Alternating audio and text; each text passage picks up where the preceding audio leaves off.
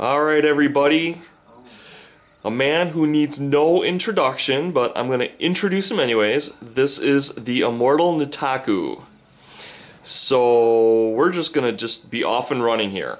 This is a man... Natakue and son. Natakue and son. Let me back this up a little bit. We call him War Boss Ethan. War Boss Ethan, alright.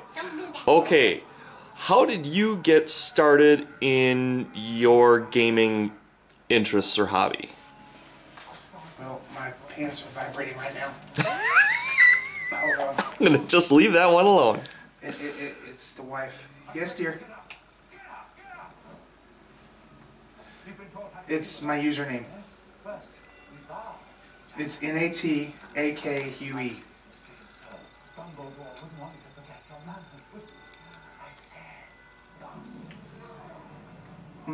Natakue. Okay? Alright, bye. Wife. What a great guy. See, I would have just wouldn't have picked it up if it was my wife. So what was who just happens to be over there. So what was the question again? Okay. How did you first get involved in the hobby of gaming? Or painting? Well, okay, because that's completely different. Both of them are different. We'll start with the first one, gaming. Okay. I got into the hobby of gaming when I was in high school. I was a football jock, but I was considered a nerd. And so we needed something. I drew comic books and this and that, and I was very interested in all that type of stuff. And so one of my friends in high school made his own Teenage Mutant Ninja Turtle game based off Advanced Dungeons and Dragons. Which, wow. And he made it based off the old Teenage Mutant Ninja Turtle cartoon. So we started playing that at lunchtime every day, and I did that when I was sophomore or junior in high school. And after that, it slowly evolved. We started playing BattleTech, and we started playing that old school BattleTech at lunch. Nice. And we did some funky stuff, and trust me, playing Dungeons and Dragons and BattleTech at lunchtime in high school meant your popularity went like that. Yeah, he has a Ninja Turtle movie. After, I mean, and it was a small little thing there. We didn't do much. I mean, that's the only time we really played was at lunchtime. Once I graduated out of high school, we had more time to play, so we started playing a little bit more, and I was the DM. I was always the DM except for the Ninja Turtle stuff. And then when that group of friends fell apart, I found my lifelong friends, and they were extremely big into Dungeons and Dragons. And before that, I had never played Dungeons and Dragons, and once I got into that group, I started playing gaming once or twice a week, starting with Dungeons and Dragons, Rollmasters, Rifts, Robotech, Heroes Unlimited, the Palladium, RPG, you name it, I played it. Unbelievable. That's awesome. And then it progressed to MMOs whenever EverCrack came out. Not EverQuest, but EverCrack. And then I played World of Warcraft and Ethan. I did all that other good stuff. So, cool. Now, the painting part did not come in until I started playing 40K. And I started playing 40K back in 96, 97. I went to one of my local game stores and I just saw the 40K models, pardon my son, 40K models on display. And I was like, whoa, those are cool. And the first 40K models I ever bought was a all-metal 5-pack of Terminators. Oh, Terminators, very cool. And I thought it'd be cool, and I painted them up with testers, model paints. Wow. Don't ever do that.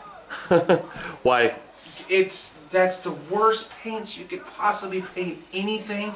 It's thick, glossy, and it just you can't strip it. I mean, it's just it is some evil paint. Yeah. So it was horrible. But it slowly progressed from there. Then I introduced my friends into 40K. Soon, this is before we had wives and kids, we started spending paycheck after paycheck after paycheck. I started painting more and more and more, and I slowly got better and better. And then I took a long break, found my wife, married her, and then when I got back into 40K, I picked up the brush again and I started from there. And I'd say about a year after I picked up the brush again, that's when I started making the YouTube videos. Oh, so this is fairly recent. Dudes, you're seeing like some real history going on here. Wow. Okay, give me your first impression. Actually, a better question is how'd you find out about YouTube in the gaming community? Well, YouTube, I stumbled on it because I'm in the IT field. I just found it, and when I first started doing YouTube, I was just a watcher. I never made any videos, and I just watched all these weird videos, Lonely Girl 15 and Bohem and Renetto and all these other weird, you know, back when people would say the good old days of YouTube. Then I stumbled upon one day blue table painting. That's what happened to me. Keep going. I stumbled on the blue table painting, and I'm like, wow, okay. And Sean did a lot of stuff for his business. And then I started searching YouTube for more stuff like blue table painting, and I didn't see anything. It was just him. Got it. Okay. And I was like, okay, this is kind of interesting. So I always wanted to start my own vlog, but I didn't know what to start it about. And once I realized that, you know, he was pretty much one of the only ones on there, I started my own blog. And I started it when I started my Tau army. I'd already had an Eldar army, and I had started it when I was basically starting my Tau. Cool. In a little bit. Okay, let's see how. About 3 minutes, bro. Okay, all right. Roughly how many commission paint jobs have you probably done so far, roughly? Okay, that's a trick question. You want how many jobs have I done or how many clients that I have? Because I have a client that I've done multiple jobs for so far. Oh, okay. Well, you choose. Okay, commission jobs that I have done. Let's see, I've done about 8 now. 8. Okay. Wow. Now, are those probably like full, like 3 10-man squad type jobs? The very first commission I had was just a custom job, was no painting involved. I had to build a guy and build a Space Marine commander with a thunder hammer. And he wanted a custom thunder hammer. Cool. So I built that one. The second commission I had was basically to reproduce the first one, but also paint it as well, and he wanted it to be painted as my Blood Falcons army. Because it was from a kid in Scotland. I believe his name was Jason. He liked my Blood Falcons so much he made his own Blood Falcons. Really? Yes. That's an honor right there, yeah. bro. So he wanted his commander to be painted up like mine. So that's what I did. Then the second, third, fourth, and all commissions that I've been doing has been the orcs. I'm not going to get into the story of the orcs because that'll start some more crap up again, and I'm not going to do that. But basically, in a nutshell, a guy had some orcs painted up, didn't like how they were done, didn't like how he was treated.